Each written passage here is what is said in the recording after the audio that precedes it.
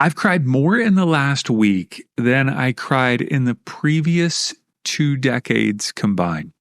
It's not as if I'm a big fan of crying, because I'm not. It's inconvenient and messy and embarrassing, to say the least. This whole crying thing is a bit new for me.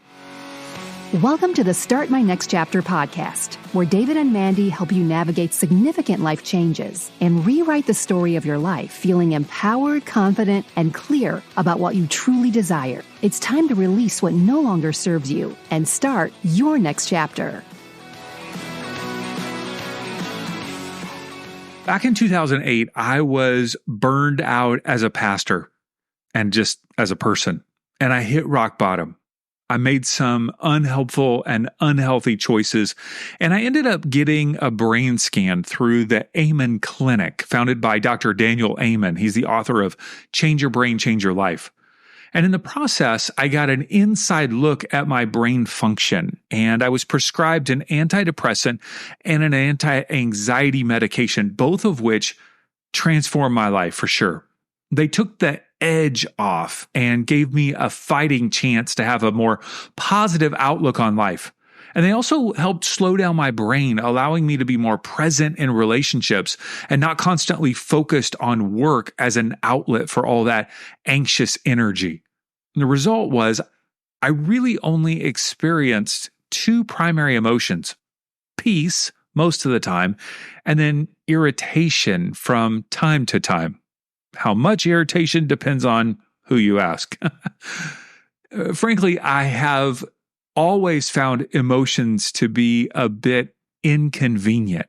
For most of my life, I'd rather be getting something done than dealing with the up and down feelings. And yet, several years ago, I started to realize that I was missing out on something.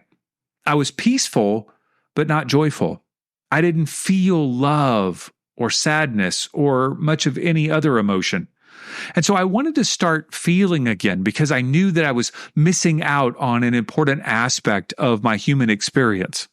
Sounds kind of clinical, right?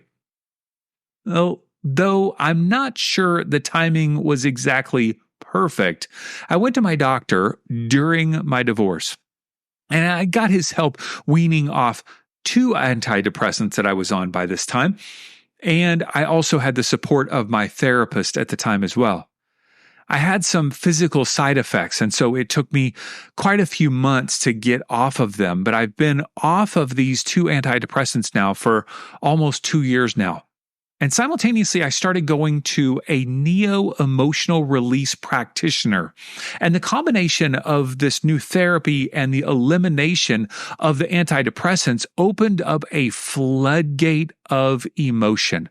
My heart was open wide, and honestly, it scared me to death.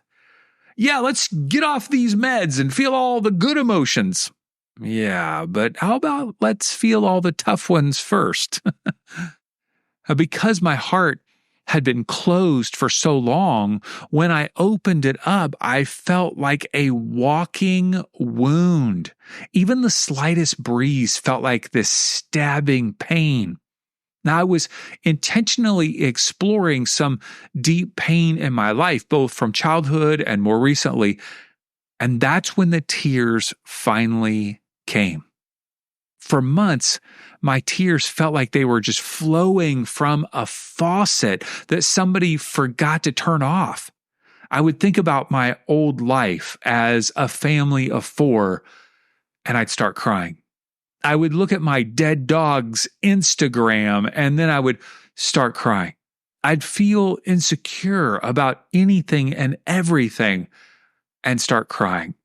Please make it stop, is what I kept thinking to myself. Even last week, I was deep in my morning meditation, and I saw a vision of 3 friends and some of the tough things going on in their lives.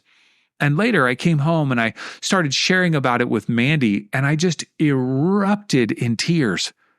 I was so overwhelmed with compassion for these other people. And sometimes I wish the tears would just stop. But if I'm honest with myself, I don't want them to ever go away again.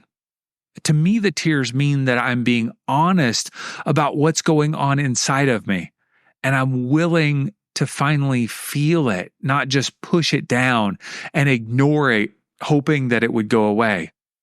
Tears tell me that I'm finally able to feel again, and I'm feeling the fun stuff and the not so fun stuff these days.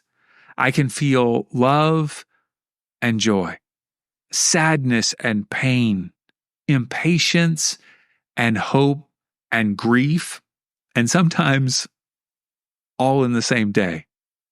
It's all good stuff, by the way. And so what a wondrous experience these emotions are. Now, you may be well versed in these things called emotions, and if that's you, you're probably saying, well, geez, it's about time, Dave. Welcome to the club. But if you're not feeling your emotions so much, or you've avoided them for years like I have, now might be the time to start exploring them. What do you think? If this made you think a little, I want to encourage you to share this episode with a friend. Or reach out. Tell me what you think. Tell me what's going on inside with your emotions. You can reach me at david@startmynextchapter.com. And I encourage you to also follow us on Substack. You can find us at startmynextchapter.substack.com. We share podcasts and articles and chapters from some of my books. Encourage you to check it out. We hope you enjoyed the episode today. If you haven't already, be sure to subscribe to Start My Next Chapter on your favorite podcast platform, such as Spotify or Apple Podcasts. Tell a friend to listen to today's episode. Follow us on social media at Start My Next Chapter and check out our website at startmynextchapter.com.